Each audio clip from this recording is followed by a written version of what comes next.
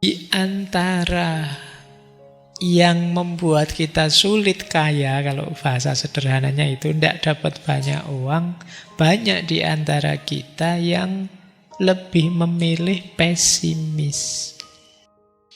Kenapa sih pesimis itu kok rasanya begitu menggoda? Karena biasanya orang itu kalau sudah pesimis itu kelihatannya kayak serius banget. Iya ya, ini bisa saja gagal. Kalau begini nanti saya bisa rugi sekian, bisa. Itu kelihatan orang yang mikir, orang ngeritik, itu kan biasanya nyari sisi negatifnya. Itu kan jenis pesimis itu rasanya lebih mantap daripada orang yang bilang, udahlah bismillah mulai sajalah, tidak tahu besok apa gitu. Itu kita rasanya kurang dalam. Orang yang pesimis itu rasanya lebih dalam.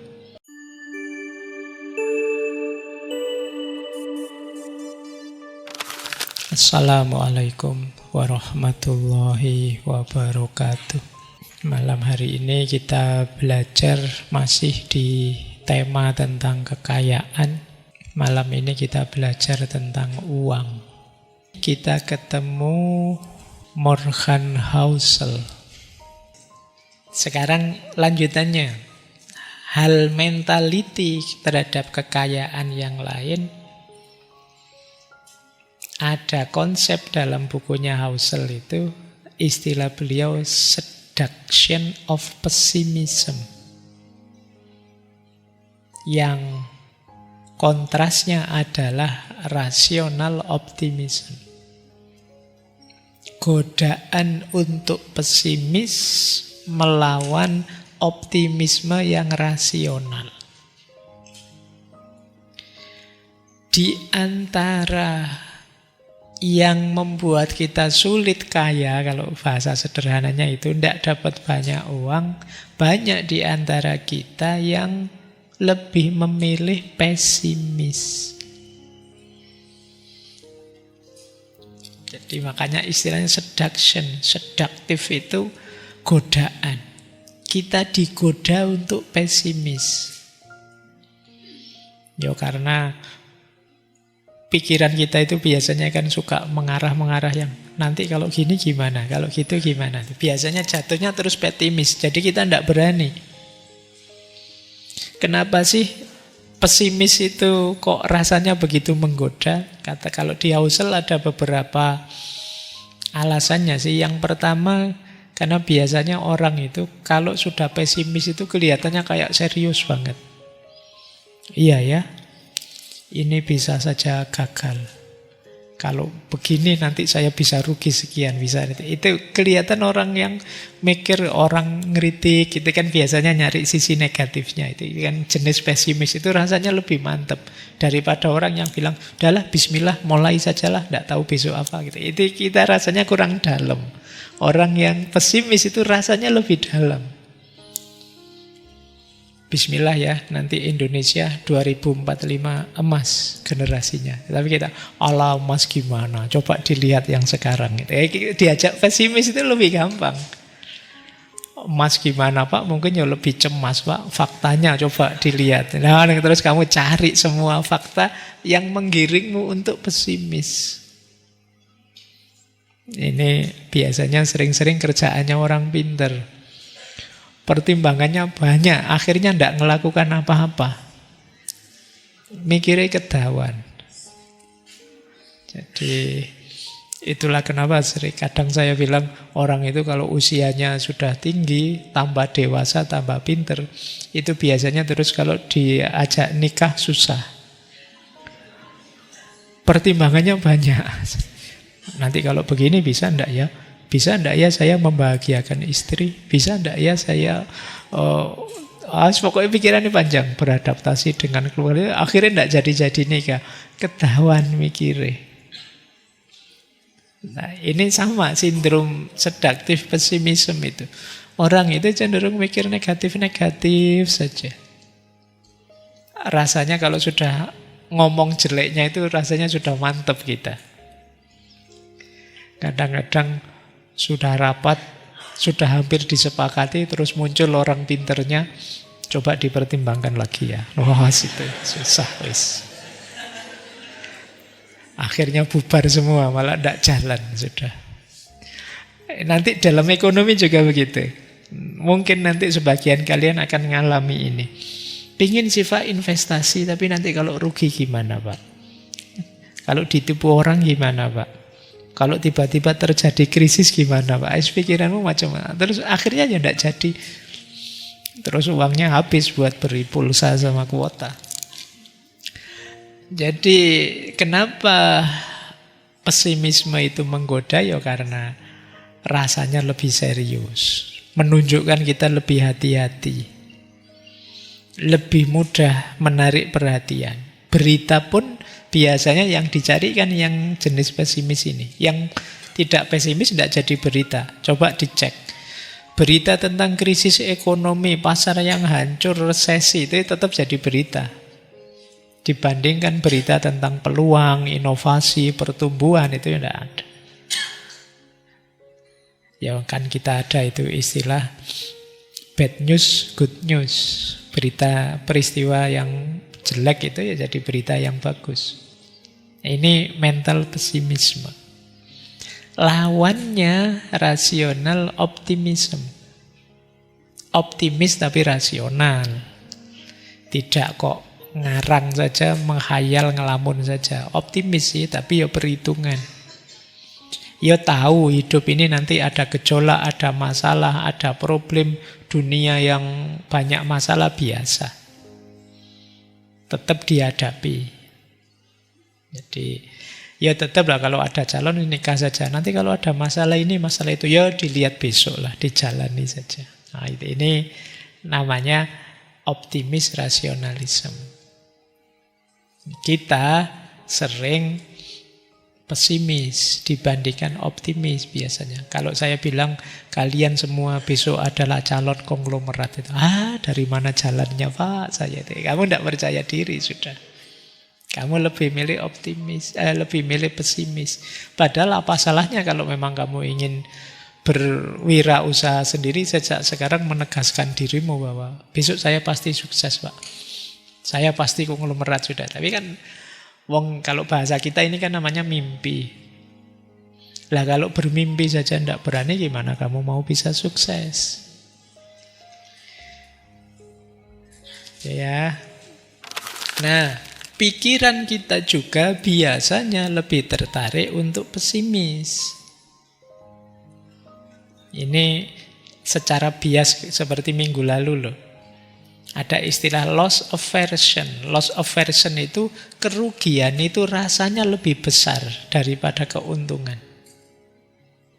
Kita nemu uang 100.000 dengan kehilangan uang 100.000 itu jauh lebih memberati pikiran kita kehilangan 100.000. Ini namanya loss aversion. Jadi kerugian itu rasanya lebih menarik perhatian kita, lebih membebani pikiran kita. Contohnya, tiba-tiba disepakati, yuk daripada ngaji terus, bulan depan kita jalan-jalan yuk bareng-bareng kemana gitu. Healing lah, masuk ngaji terus. Oke siap Pak, seneng Pak. Begitu di belakang, tapi bayar sendiri-sendiri ya gitu.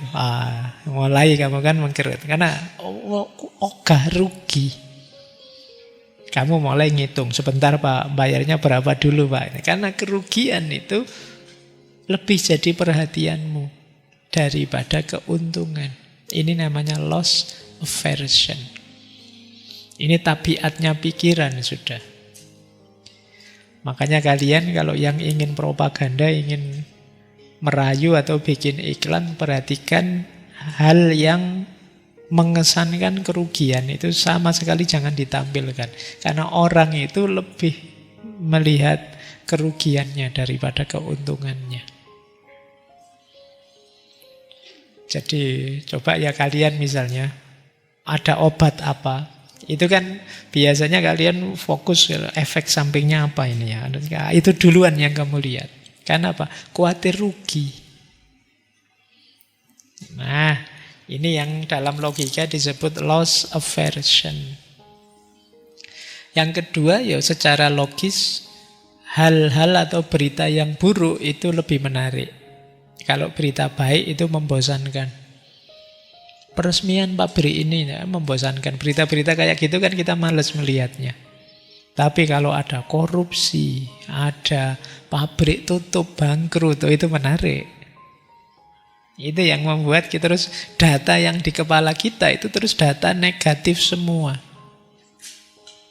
Dan ini nanti ada hubungannya dengan evolusi kita, evolusi psikologis kita. Yang lebih peka, dunia ini tambah banyak ancamannya, kita lebih waspada, lebih peka terhadap bahaya. Efeknya apa sih Pak pesimis secara ekonomi berhubungan dengan uang? Yang pertama, akhirnya kita takut mengambil resiko. Jadi tidak mikir luck-nya, kita mikir risk-nya. Ya orang yang takut mengambil resiko akhirnya ya tidak ngapa-ngapain. Akhirnya apa? Jadi yang kedua, melewatkan peluang untuk tumbuh. Ya kita tidak berkembang sudah. Dan yang ketiga biasanya terus jadi sinis. Kalau ada temennya melakukan invest apa, bisnis apa itu diketawain. Lihat saja, gagal, ngerti saya itu. Kalau padahal belum pernah ngapa-ngapain. Tapi diam-diam kamu berharap dia gagal. Karena kamunya sendiri tidak bergerak. Kalau tiba-tiba dia sukses, kamu dongkolnya luar biasa. Itu cuatan dari rasa iri. Nah, maka kata Housel, orang yang mikirnya tidak panjang itu biasanya memang cenderung pesimis. Tapi kalau orang berpikir jangka panjang, lebih cenderung optimis. Di situ dia menguraikan begini. Pengamat-pengamat itu yang mengamati jangka pendek, situasi sekarang saja, itu sering jatuhnya adalah ekonomi itu tambah jelek, tambah krisis, kata dia. Tapi ayo kita lihat global secara umum dunia ini. 100 tahun terakhir, ternyata juga dunia ini berkembang pesat kok. Ya teknologinya, ya pasar sahamnya, ya kualitas hidup manusianya. Padahal di setiap zaman orang selalu meramalkan ekonomi jelek, ekonomi jatuh, itu kata Housel. Itu berarti apa? Kita perlu mikir jangka lebih panjang. Sejak zaman mungkin kalau di kita ya sejak zaman presiden pertama itu orang selalu bahas ekonomi yang jelek, yang jatuh, yang ambruk dan lain sebagainya. Selalu dikritik di situ. Ya sampai hari ini. Tapi kalau dilihat lebih general umum, mulai zaman 45 sampai hari ini itu ya kita perkembangan ekonominya luar biasa. Berarti kan secara umum sebenarnya berkembang. Ya tentu saja dalam batas-batas tertentu ada banyak kekurangan, kelemahan. Tapi ya fakta umumnya secara makro, itu kata Housel. Coba dilihat 100 tahun terakhir itu ya pasar saham hidup, teknologi luar biasa. Kualitas hidup kita jauh dengan dulu. Ini berarti berkembang. Ini gunanya berpikir jangka panjang. Yang membuat kita optimis. Jadi kata Housel, pesimisme itu memang terdengar lebih cerdas dan lebih masuk akal daripada optimisme. Dan banyak orang salah mengira pesimis berarti bijaksana. Jadi seolah-olah mengingatkan kita jangan begitu, jangan begini. Wah ini orangnya bijaksana. Padahal ini membuat kita mandek, tidak berkembang. Kalau begitu nekat saja Pak. Ayo ndak nekat. Ya penuh perhitungan tapi berani. Makanya istilahnya berani. Berani itu tengah-tengah antara nekat dan pengecut kalau kata Imam Ghazali. Ya tidak sembrono asal maju. Tapi juga tidak penakut, tidak berani ngapa-ngapain. Beranilah. Ini sudah pas, sudah berani itu. Setelah mengkalkulasi, merancang, terus dieksekusi. Makanya dalam ilmu etika Islam, berani itu bagian dari akhlak yang terpuji. Jadi bagian dari akhlak yang mahmudah. Dan dia menyimbolkan titik tengah. Jadi kalau teorinya Imam Ghazali, Ibnu Miskaweh, ini kan melanjutkan Aristoteles sebenarnya, bahwa yang baik itu yang tengah-tengah. Tidak berlebihan, tidak kekurangan. Sama seperti kita mengalokasikan uang itu, ya jangan sembrono, namanya nekat. Tapi juga jangan pengecut. Tidak berani ngapa-ngapain karena khawatir gagal. Kalau sudah dirancang dengan baik, eksekusilah. Kalau sudah punya perhitungan-perhitungan, jalankan. Caranya begitu. Makanya tetap waspada dalam jangka pendek, tapi percaya dirilah untuk jangka panjang. Jangan biarkan berita buruk hari ini membunuh harapanmu tentang masa depan. Bagi kita yang senang membaca berita-berita buruk, tiap hari melihat info-info yang negatif, jangan biarkan berita-berita itu membunuh harapan kita tentang masa depan. Baik, kita lanjutkan. Ambil nafas dulu, enggak apa-apa. Istirahat dulu sebentar. Saya tahu ini wacana seperti ini mungkin kalian merasanya masih jauh, Pak. Ini kita masih berjuang gimana caranya agar dompetnya ada isinya, itu saja sih, Pak. Mikirnya masih belum sedalam ini. Tapi yo kalian perlu tahu ini karena tantanganmu di masa depan ini. Meskipun kalian bukan jurusan ekonomi, mungkin ada yang jurusan pendidikan, ada yang jurusan tafsir, filsafat. Tapi ujian hidupmu besok yang paling besar tetap ekonomi.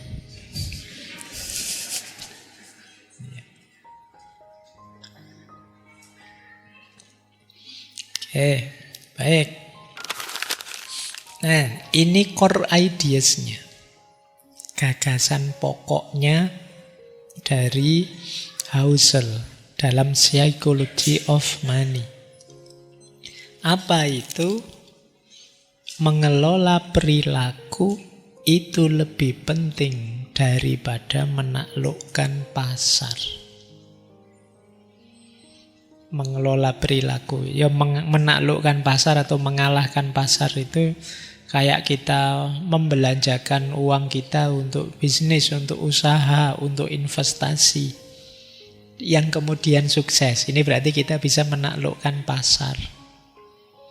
Yang ini butuh keterampilan, butuh waktu, butuh keberuntungan. Ini upaya menaklukkan pasar. Tapi menurut Husserl, untuk bisa menaklukkan pasar, kita harus bisa mengelola perilaku. Kita harus bisa mengendalikan emosi, tidak serakah, tidak penakut, tidak egois saat memutuskan. Kita harus disiplin, sabar, tidak mudah terombang-ambing. Nah, ini perilaku namanya. Bayangkan kalau kita investasi bisnis kok terus emosinan, ngamuan. Ayo, klienmu, kolegamu bubar. Atau pelitnya luar biasa. Atau sombongnya luar biasa. Atau tidak disiplin. Tidak sabaran. Baru invest kemarin, inginnya minggu depan sudah panen, sudah hasilnya banyak. Ini tidak sabaran. Psikologinya tidak stabil. Moodnya berubah-ubah, naik turun. Nah, ini sulit kalian sukses. Jadi mengelola perilaku itu jauh lebih penting dulu. Nah, Ya kalau untuk menaklukkan pasar tadi kalian menunggu besok-besok kalau sudah punya modal Pak sudah. Tapi latihan, melatih perilaku itu harus sejak sekarang. Tidak bisa nunggu besok. Besok lah Pak kalau saya sudah punya pabrik baru melatih disiplin, baru tidak bisa. Latihannya sejak sekarang. Gaya hidup kita harus sudah kita sesuaikan. Maka ayo dikendalikan emosi, latihan berpikir jernih, latihan sabar, latihan disiplin. Loh, kalau sekarang kalian bangunnya saja jam 11 siang, karena malamnya mabar sampai jam 1, jam 2 misalnya. Loh kalau besok kalian punya usaha gimana? Misalnya punya toko, yang lain jam 8 sudah buka, kamu jam 12 baru dibuka. Itu pun sambil ngantuk karena malamnya melean misalnya. Ini perilaku. Kalau tidak kalian bentuk sekarang, ya kalian akan kesulitan besok. Kenapa sih Pak kok perilaku yang diurusi? Kata Husserl, karena perilaku itulah yang bisa kita kontrol. Kalau pasar tidak bisa kita kontrol. Pasar itu seperti apa? Tertarik atau tidak dengan produk kita dan lain sebagainya, itu kita tidak bisa kontrol.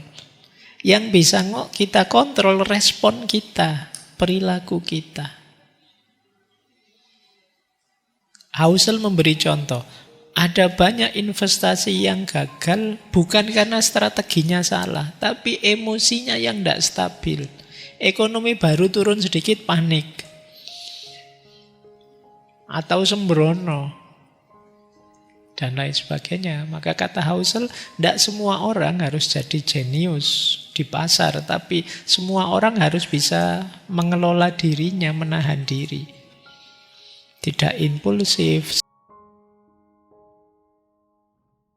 sabar, dan lain sebagainya. Ada pandangan yang menarik. Mengelola uang itu seperti diet. Semua orang tahu makan sehat dan olahraga itu penting. Tapi yang sulit adalah konsisten dan disiplin melakukannya. Sama nanti kalian mengelola uang itu kan sebenarnya tahu. Seperti saya bilang tadi, nabung itu baik, boros itu jelek, kurang perhitungan itu jelek, emosional itu jelek. Kita semua tahu. Tinggal menjalankannya yang belum. Secara konsisten, secara disiplin. Ini yang sulit. Jadi maka ayo kita ya mulai sekarang. Kalau teman-teman memang ingin bergerak di ranah misalnya bisnis atau investasi, sebenarnya di semua ranah perlu menata perilaku kita. Latihannya sejak sekarang. Saya tidak tahu, jangan-jangan sebagian besar niatnya PNS semua ya. Jadi kalau ditawani model-model gini, enggak Pak, saya pokoknya besok PNS saja. Sekarang mulai belajar CAT saya Pak. Ya banyak berdoa. Dicontohkan oleh Husserl begini, banyak investor membeli saat harga tinggi hanya karena FOMO. Yang lain begitu, sekarang trennya itu, sekarang itu FOMO saja, tidak mengukur dirinya, tidak mengkalkulasi situasinya dengan detail, hanya ikut-ikutan saja. Atau tiba-tiba banyak orang menjual saat harga turun karena panik. Waduh, sebentar lagi perang ini, tiba-tiba dijual semua asetnya. Padahal mungkin sebentar lagi perjanjian damai, terus terlanjur dijual. Ini perlu ketahanan mental yang semacam ini. Itulah yang dimaksud oleh Husserl bahwa mengelola perilaku itu lebih penting daripada menaklukkan pasar. Ini sejak awal memang mengarahkan ayo perilaku kita tata. Tidak sekedar kecerdasan kita, tapi kemampuan kita mengontrol diri, mengarahkan diri. Oke. Nah, ini juga, kalau ini mungkin penting untuk kita, tidak nunggu besok. Kata Husserl, cukup itu lebih penting daripada lebih. Ini menarik ya kalimatnya. Lebih itu tidak pernah selesai. Sedangkan cukup itu membawa ketenangan. Jadi menyadari bahwa kita sudah cukup. Ini jadi kuncinya bahagia, kuncinya damai, kuncinya kebebasan finansial. Jadi ngerti kapan harus berhenti, itu yang dimaksud cukup. Banyak orang usaha mentang-mentang sedikit sukses terus dibablaskan. Wah kalau gitu buka ini lagi, buka itu lagi. Terus hancur gara-gara salah satu lininya. Ini karena lupa dengan cukup. Mengejar yang lebih itu kadang-kadang bisa menghancurkan kalau kita tidak hati-hati. Oh kalau ini sangat Quranik kalau ini. Alhaakumut takasur hatta zurtumul maqabir. Jadi engkau akan berlomba-lomba untuk berlebihan, berbanyak-banyakan, dan itu sampai mati. Jadi kata Housel, banyak orang kehilangan semuanya bukan karena tidak pinter, tapi karena tidak tahu kapan harus berhenti. Jadi banyak orang sudah kaya, sudah sukses, tapi masih ingin ngambil resiko ini, resiko itu. Terus akhirnya malah bangkrut. Contohnya banyak sudah. Kayak orang main judi. Ini semoga di sini tidak ada ya pemainnya judi online. Orang main judi itu jangan dikira dia bisa berhenti kalau menang. Apalagi kalah. Kalau dia kalah, dia ingin, wah sudah kalah ini saya harus mengembalikan yang kemarin kalah. Jadi pikirannya kan begitu. Seandainya toh terus menang, yang tadi hilang bisa kembali lagi. Mesti dia tidak mau berhenti. Lanjut siapa tahu menang lagi kan jadinya untung. Jadi akhirnya orang yang kecanduan judi itu dia tidak menemukan titik di mana dia harus berhenti. Karena ketika rugi dia ingin mengembalikan kerugian itu, dan ketika menang dia ingin menang lebih banyak. Jadi dua-duanya tidak ada berhentinya. Kadang orang bisnis juga begitu, mengelola keuangan juga begitu. Tidak tahu kapan harus berhenti. Ya karena memang ambisinya tidak ada putusnya. Ini yang harus jadi pengingat teman-teman besok ya. Jadi ngerti cukup itu lebih penting daripada lebih. Pak kalau begitu kita tidak boleh maju, tidak boleh berambisi lagi, tidak boleh. Tidak boleh, tapi harus diingat kalau kita tidak kenal batas, justru keinginan kita untuk maju, ambisi kita untuk maju, itu bisa merusak yang sudah kita capai, yang sudah kita peroleh. Jadi cukup lebih penting daripada lebih. Ya cukup itu setiap orang standarnya beda-beda ya. Kita sendiri yang tahu cukup itu kapan. Cukup ini urusan mental kata Housel, bukan urusan angka. Saya mungkin masih jutaan itu cukup lah tiap bulan. Tapi orang tertentu harus puluhan juta. Orang lain harus ratusan juta, itu baru cukup. Kalau kalian ya mungkin, saya tidak tahu sangunya mahasiswa sekarang satu bulan berapa. Zaman saya dulu jadi mahasiswa satu bulan sangunya 50.000. Beda ya sama kalian sekarang ya. Itu pun harus dipakai naik mikrolet 100 rupiah keliling Jogja. Dari Krapyak sampai UIN itu bisa 1 jaman itu. 100 rupiah. Setahun saya di pondok itu bayarnya 100.000 setahun. Saya tidak tahu kalau kos sekarang apa ada ya yang 1 bulan 100.000 apa ada. Tidak ada ya.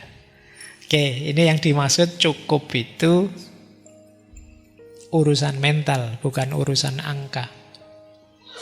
Kalau segitu bagi saya cukup, mungkin bagi kalian tidak.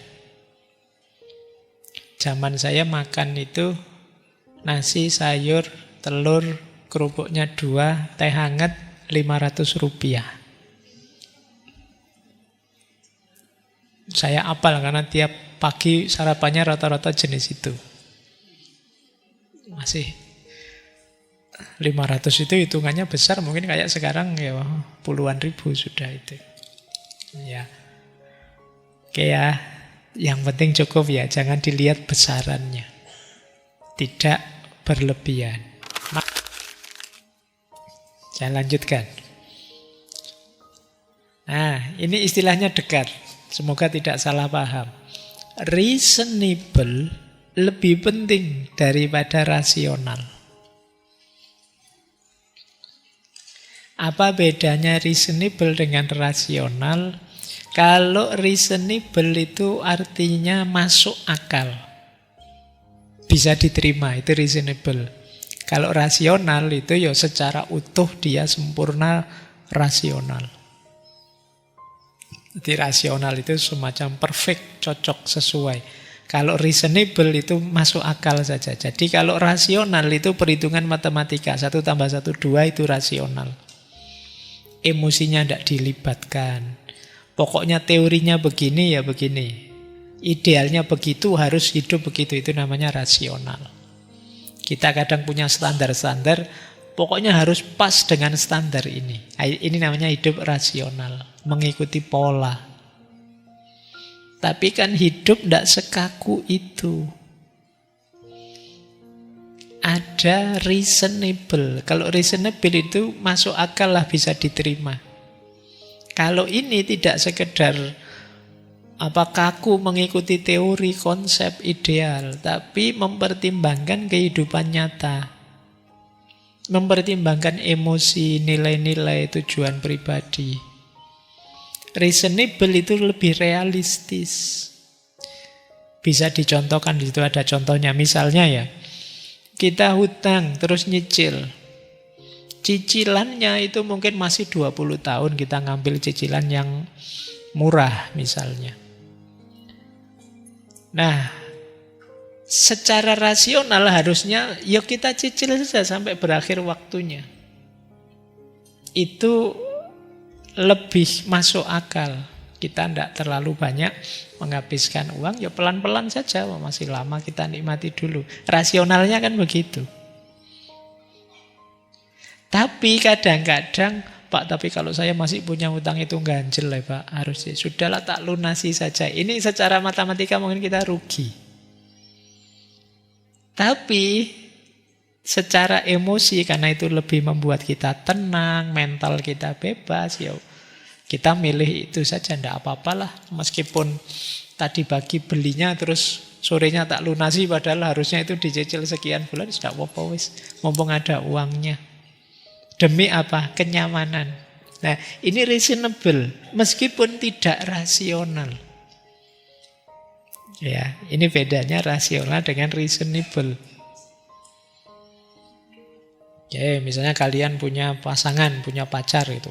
Kalian sendiri kalau makan mungkin harganya puluhan ribu saja, tapi begitu sama pacar mau bisa ratusan ribu. Itu secara rasional, kamu tidak masuk akal, kok gitu sih kamu. Mbok yo beli yang sama seperti kamu saja. Kalau dia kan harus bisa menerimamu apa adanya. Terus kamu jawabnya, tidak begitu Pak. Kalau dia gondok, kalau dia marah, wah saya lebih tidak tenang lagi hidup saya. Biarlah dia senang, dia gembira gitu. Balas dendamnya besok kalau jadi. Nah, misalnya ini namanya reasonable. Kadang-kadang misalnya kita mengelola keuangan kita, itu rasanya kok tidak rasional sih begitu. Tapi kita mengejarnya tidak sekedar matematikanya untung atau rugi. Mungkin ada hubungannya dengan ketenangan batin, ada hubungannya dengan kenyamanan. Mungkin juga ini ingin membahagiakan orang dan lain sebagainya. Jadi pertimbangan keuangan itu ya tidak selalu matematika. Untung dan rugi. tapi ada banyak pertimbangan yang lain. Itulah bedanya rasional dan reasonable. Kemasukakalan dan rasionalitas. Baik, karena hidup ini kompleks. Untung rugi tidak satu-satunya pertimbangan. Lanjut ya.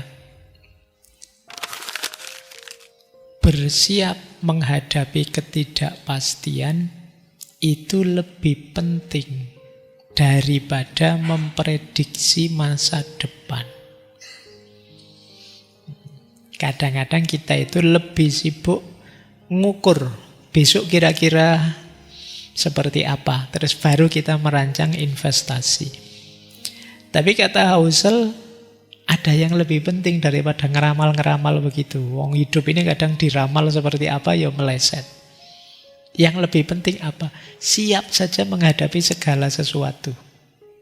Akan lebih enak. Jadi, kenapa sih prediksi masa depan itu tidak bisa dijadikan sandaran? Ya karena dunia ini kompleks. Berubahnya cepat, kita sudah ngitung detail. Pak, ini dalam waktu sekian bulan minimal akan kembali modal sekian, terus paling tidak di tahun kesekian akan. Ini kan ramalan kita. Tiba-tiba ada pandemi 2 tahun. Selesai sudah. Dunia tidak sesimpel itu. Banyak hal besar yang mempengaruhi hidup ini. Keuangan kita juga terpengaruh. Dan ini tidak bisa diprediksi. Krisis ekonomi itu 98 itu mungkin tidak banyak orang yang memprediksi sebelumnya tahun itu ada krisis heboh besar-besaran. Situasi berubah sangat drastis. Pandemi juga begitu. Inovasi teknologi. Semua orang kaget. Sekarang teknologi begitu cepatnya berkembang. Sebentar lagi manusia tidak kepake lagi. Dosen-dosen sekarang tidak ada gunanya, diganti ChatGPT. Ya kan, ini kan tidak terprediksi sebelumnya. Belum lagi perubahan geopolitik, perang di sana, perang di sini, konflik ini itu. Nah, jadi daripada kita sibuk meramal, kata Housel, ayolah, lebih baik begini saja, kita siapkan diri kita untuk menghadapi apapun yang mungkin terjadi besok. Ini lebih membuat kita tentram. Kalau situasi baik-baik saja, alhamdulillah kita siap. Seandainya ada hal darurat terjadi di luar prediksi, kita juga sudah siap. Itu ada beberapa sih yang disarankan oleh Housel ya, membangun sistem keuangan yang tahan banting. Contohnya apa? Kita harus selalu punya dana darurat. Sisihkan sebagian kecil uang kita untuk hal tak terduga. Saya tidak tahu, kalian mentradisikan itu tidak harus selalu kita pegang uang untuk yang tak terduga. Jangan dihabiskan semuanya, meskipun tahu besok orang tua ngirim lagi, tapi pastikan kalian selalu pegang dana tak terduga. Kemudian kalau memang modalmu banyak, ingin investasi, kata Housel, jangan ditaruh semua di satu keranjang. Boleh investasi ini, yang lain ke sana, yang lain ke situ. Dalam rangka kalau sini gagal, sini masih ada. Ini kalau uangnya banyak ya. Ya. Kalau uangnya banyak, maksudnya jangan uangnya banyak ditaruh di situ semua. Kalau kamu taruh di situ semua, kalau yang di situ jatuh ya jatuh. Kemudian jangan terlalu optimis, juga jangan terlalu serakah. Selalu sadari batas. Terus ingat-ingat namanya margin of safety. Batas aman. Kita harus hidup tidak berlebihan, di bawah ambang aman. Kalau memang Dalam 1 bulan itu maksimal misalnya kita kuatnya belanja sekian juta misalnya, ambil bawahnya sedikit. Jangan dipas. Jadi di bawahnya sedikit, biar apa? Biar tidak kaget nanti kalau terjadi yang tidak terduga. Kata Husserl, tujuan utamanya bukan kok kita jadi benar setiap saat, tapi bagaimana caranya kita tetap hidup dan stabil saat kita salah. Salah kalkulasi, salah prediksi itu ya tidak apa-apa. Gagal ternyata prediksi saya keliru, tidak apa-apa. Saya sudah menyiapkannya kalau gagal. Jadi bersiap menghadapi ketidakpastian itu lebih penting daripada memprediksi masa depan. Bukan berarti tidak boleh, tapi dahulukan bersiap menghadapi ketidakpastian.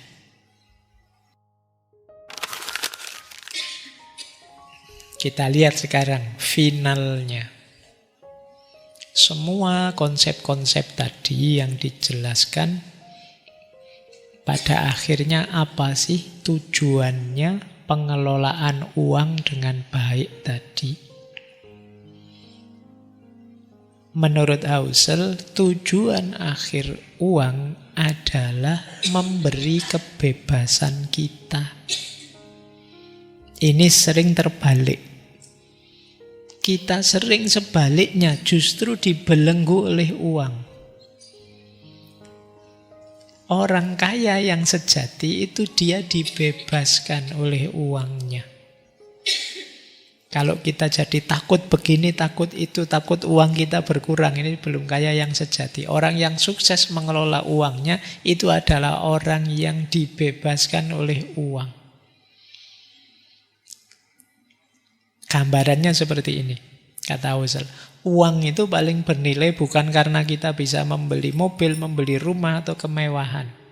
Tapi dengan banyak uang kita bisa memiliki diri kita, ngatur waktu kita suka-suka. Itu orang sukses namanya. Jadi orang yang paling kaya itu bukan yang paling banyak kekayaan materinya. Tapi orang yang bisa, ini paling tidak ya, hari ini kerja apa enggak ya? Enggak usah kerjalah, santai saja. Tapi uangnya tetap datang. Hari ini ke kantor enggak? Biar saja sudah ada yang ngurusi, jalan-jalan aja lah. Tapi uangnya, ini orang merdeka sudah. Libur sajalah hari ini. Gitu kan. Jadi ini orang yang sudah merdeka. Termasuk menolak hal yang tidak cocok dengan nilai hidupku. Di sini saya kok diatur-atur kayak gitu, padahal saya tidak suka itu. Sudahlah, tidak salah. Nah, ini merdeka. Di sini kok tidak boleh ngerokok, padahal saya suka ngerokok. Kalau gitu saya keluar saja. Nah, itu kalau berani begini kalian merdeka. Orang kaya itu orang yang bisa mengatur waktunya sendiri, mengendalikan dirinya sendiri. Jadi dia bebas, apa keinginannya dia wujudkan. Banyak orang, kata Husserl, mengejar uang, tapi terus dia terikat dengan pekerjaannya, stres, dikejar-kejar keinginan konsumtif ini, konsumtif itu. Dan ini masalah, kata Husserl. Ternyata uang malah membelenggu kita. Oleh karena itu, ayo kita menjadikan uang sebagai jalan kebebasan. Caranya bagaimana? Itu di situ antara lain di buku itu disebutkan, misalnya yang pertama, gaya hidup kita ayo sesuai kemampuan saja. Keinginannya jangan aneh-aneh dan tahu kapan berhenti. Ini membuat kita terbebaskan. Kalau kita punya keinginan banyak yang aneh-aneh, biasanya terus dikejar-kejar target ini, target itu. Kita tidak bisa menikmati uang bahkan. Yang kedua, punya dana darurat, kata Husserl. Apapun yang terjadi, bahkan mungkin sampai di PHK lah, tidak punya ini, tidak punya itu. Tapi ketika kita punya dana darurat, kita masih aman. Tidak apa-apalah, ini prinsip. Kalau saya tidak boleh itu, ya sudah saya keluar, tidak apa-apa. Masih bisa survive, saya masih punya dana darurat. Ini membuat kita bebas. Kemudian yang ketiga, uang agar bisa jadi jalan kebebasan kita, mari menghindari perbandingan sosial yang tidak sehat. Yang membuat kita tadi terburu-buru, stres, dikejar pekerjaan ini itu, biasanya karena kita membanding dengan yang lain.